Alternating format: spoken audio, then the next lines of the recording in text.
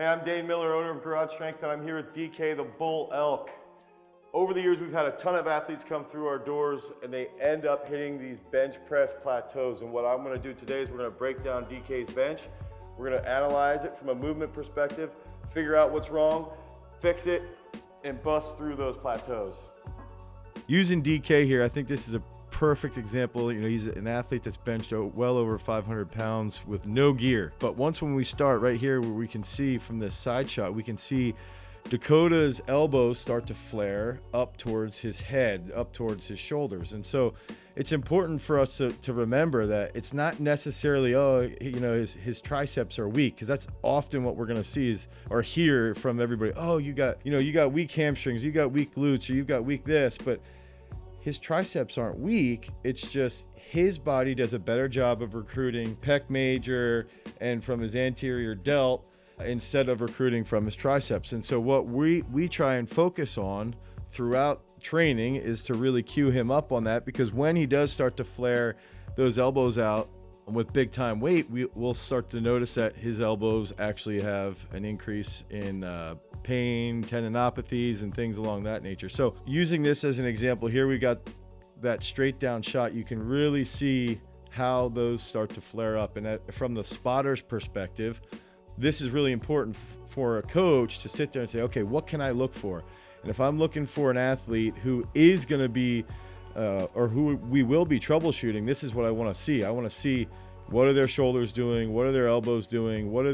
Are they actually protracting or retracting their scaps when they're benching? And that can also be another factor here, is that oftentimes when weight might start to get to push the limits, or if you have an individual who's a little bit less coordinated, they're not even setting their scaps up well on the bench, where they're going to be hugging the bench with their spine or with their shoulder blades, and they might not even be, packing those shoulder blades in and really accentuating the strong big lats to provide that foundation for the bench to go through. So what we like to do is, okay, what's the problem? The problem is his elbows are flaring up to his shoulders. So clearly that's a tricep issue. So what are we going to do?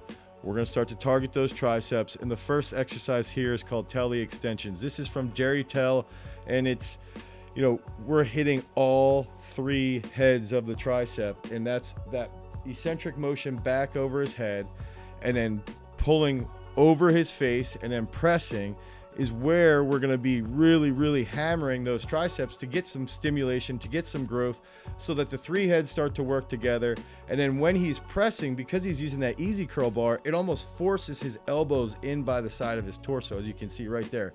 So because that easy curl bar is a smaller bar and the plates tend to be so tight, so somebody like DK, who can use 245s on each side, even though here he's only using 25s, we can really train the not only the strength part of the triceps, but we're actually going to force his triceps to stay in the range that we want it to stay in, so that they start to get essentially brainwashed.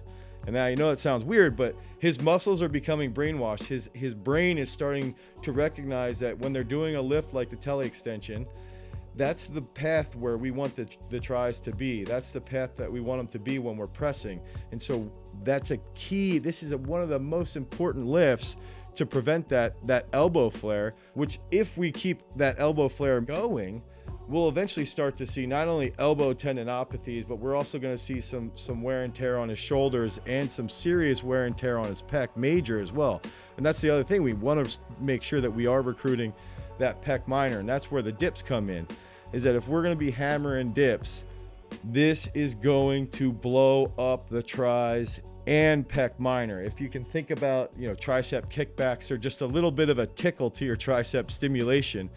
The dips is a donkey kick right to your nuts. And that's the whole thing here with DK doing these dips, is that, again, he's going to be coordinating those elbows in that basically here, that neutral position.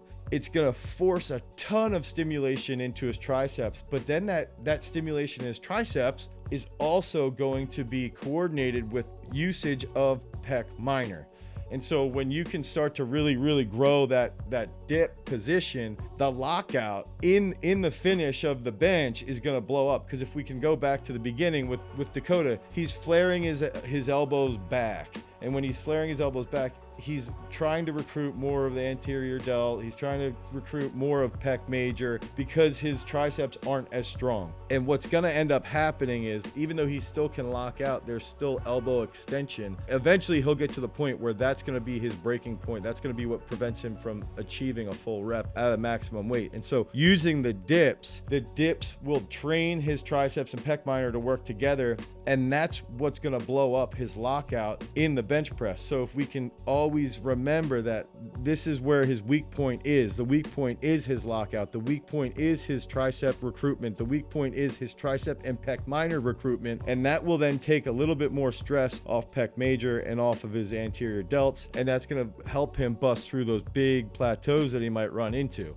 Going forward, we want to start to hammer those triceps even more with a more traditional bench press movement, and that's where the close grip incline comes in. If you can think about the close grip incline as the number one tricep bench press upper pec accessory exercise, it is absolutely fantastic. And what ends up happening is that because you've got a closer grip, because you're on an incline, you are going to get way more range of motion through that entire close grip pathway. If we can think about the old adage from strength and conditioning, is that lengthening is strengthening. And the longer that tricep can get when it's going through the eccentric portion of the lift all the way down into the bottom of the close grip incline, right there at the bottom of the close grip incline, that tricep is fully lengthened.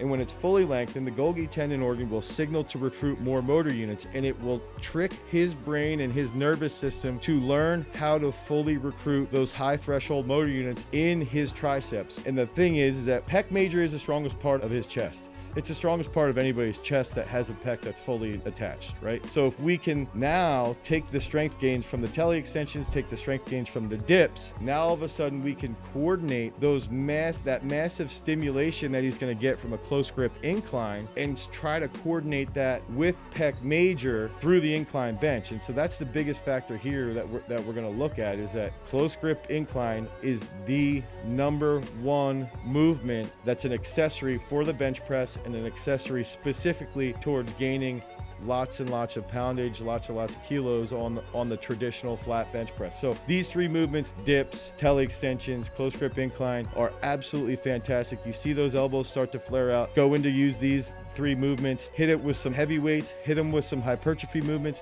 and you will be busting through those major strength plateaus that you might find yourself battling through on the flat bench press.